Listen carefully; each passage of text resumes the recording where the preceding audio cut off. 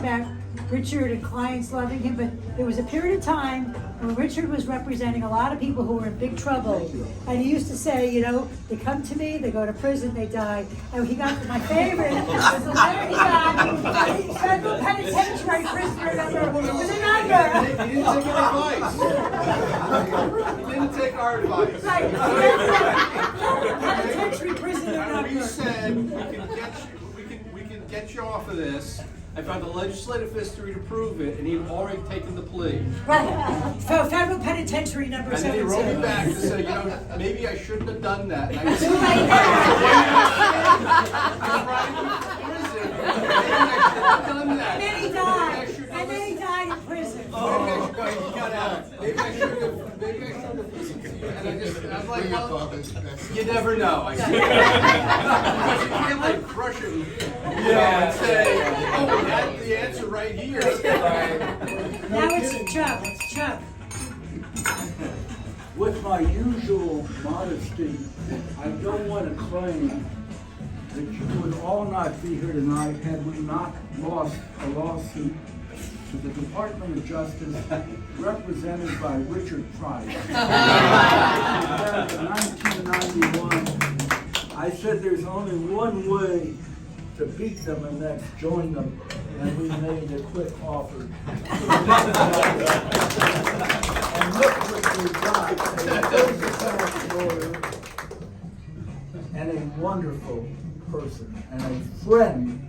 And what impressed me tonight, and I almost brings tears to my eyes, we are friends, and the very few law firms that work as closely together as we have, I think, in the bond.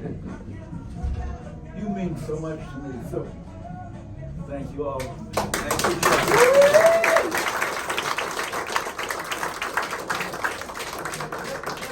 An anecdote about Chuck Edson. So his law firm in the 1980s, headline, fastest growing law firm in Washington, D.C., Lane and Edson. Right. This is Chuck Edson. Right. And he was a housing guru at that time. And as I mentioned earlier, we were all here gathered today to celebrate Richard, but for Chuck, none of us would be here.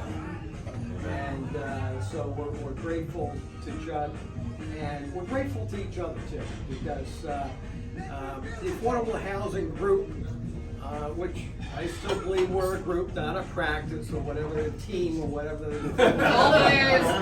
Always. But source Always. we are always, and we are a team, we're a group, and we always have each other's back. And we are as good as we are because of each other. Because I could walk down that hallway, today there's a lot of empty offices when I walk down that hallway. But I pop into Monica's office, Nate's office, Anthony's office, Richard's office, and say, hey, I've got this issue. And sure enough, and you know, I can remember going into Anthony's office numerous times. Anthony, I thought about this over the weekend. And he'd listen to me and thinking, okay, you're a little out there, Steve. And then he'd open up that bottom drawer. And before everybody brought laptops to the meeting as opposed to legal pads, Anthony would pull out a file that had a wrinkly yellowing memo from 1972, right on point that I was talking about. Crazy ass Crazy ass humiliating. So in any event, listen, again, this is a wonderful gathering to celebrate Richard. We invite anybody, invite anybody to step up. And number two, also let's mingle a little bit so people can chat. Before we do that, I would be remiss if I didn't get up here. Richard and I have not always seen eye to eye. But I am. He's very tall. I know. Thank you. No, but he has been to me and I am gonna get all teary-eyed, but a great mentor. I know. Actually, I'm doing it on purpose, just to really guys. But a great mentor and a great teacher. And I am so excited about what you're going to do forward. So, on behalf of your delightful, the Affordable Housing Group, by the way, not this other crap, we have made a donation on your behalf to the Virginia Museum of Fine Arts, because I know that that is where you are going to be docent or volunteering soon, or subdosing, but I don't care, but we did, and I am just so excited for you to have your world filled with arts instead of paper. So I actually am envious, but I just want you to know that we've done that. There is also a card here for you. You don't have to open it now, but I do want to point out. Well, actually, you can open it. You can open it now. You don't have to read everything, but there is a particular reason. I mean, that's a great picture, but where did you? Right there, Richard. She took it at IRHP. Go IRHP! See, just so you know, I catalog all that stuff and keep it. Oh yeah. Oh, wait. Trust me, you should see some of the stuff I've cataloged. No, it's a great. It's a great photo. That's the one that should be in the window in his office. Not big in the social media profile. I'm opening a camera. So we just decided, since your head has been so large of a presence in our office, nothing would send you off better than the largest retirement card we could possibly find. On all of our behalf, we do love you very much, and congratulations. And I will actually say to everyone, I will kind of piggyback on Steve. You guys have got literally the world of knowledge right here at this table. I've taken myself out of here. Start mingling, talk to these people, find out, because this is what our family is about. So, let's go! Swap it up, kids! No, I mean it! Wait, before. Oh yeah, sorry, Rebecca. I will say something. So, I will be quick, I promise. I was at HUD, and my boss said, it might be time for you to start thinking about other things to go do, and I have someone you should go talk to, and you should go talk to Richard Price. And I called him, and he'll meet with you. And I knew Richard because we had some matters together, which are ongoing. They're ongoing. That's to be a trend. And I showed up in the cafe at Nixon, which I thought was very fancy. And all of a sudden, Monica walks in, and Steve walks in, and Harry walks in.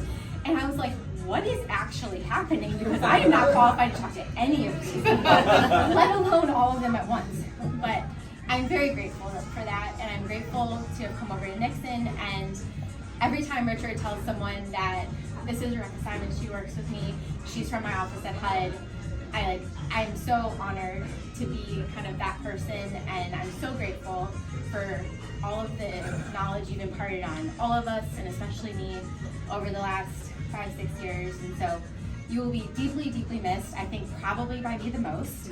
And we're so just very grateful. I hope maybe you'll keep answering my phone calls. But in the closet. Until Janet I'm finds really out. sorry, Gina, on this quick. But anyway, cheers. Thank you so much.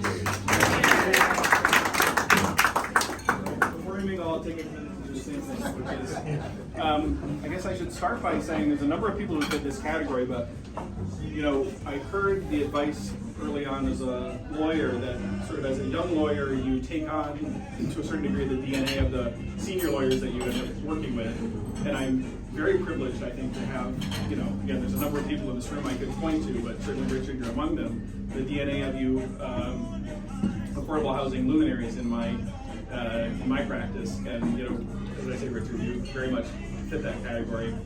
I just want to tell two anecdotes.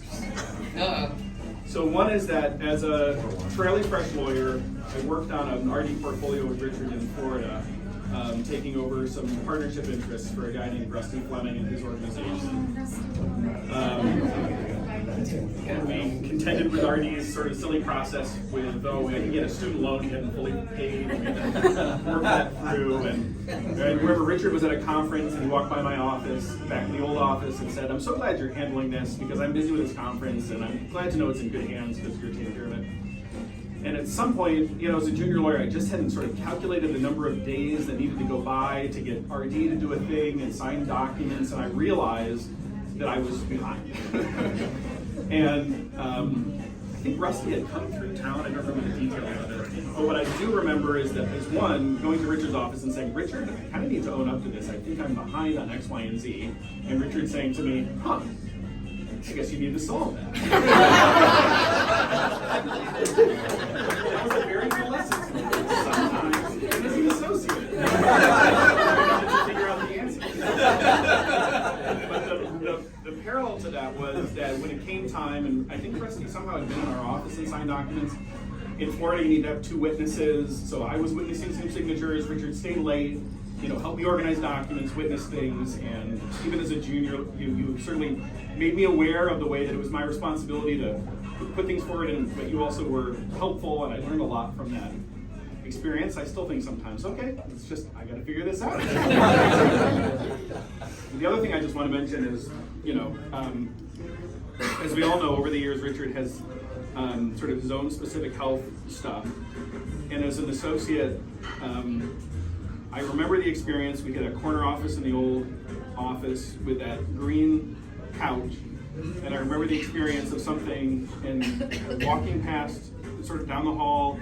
I forget the issue, but it's a little disconcerting to walk into the office and the lights are off. Apparently you want to work Migraine. on the couch. Oh my And he has a magazine over his face. And you're like, what do I do here? And then in particular, to then have from under the magazine, sort of genius, I think you'll look at this handbook. I don't think I'll have that experience again. So thank you, Richard. As Rebecca said, we'll miss you very much on many issues, some of which we don't even know about yet. But we appreciate it.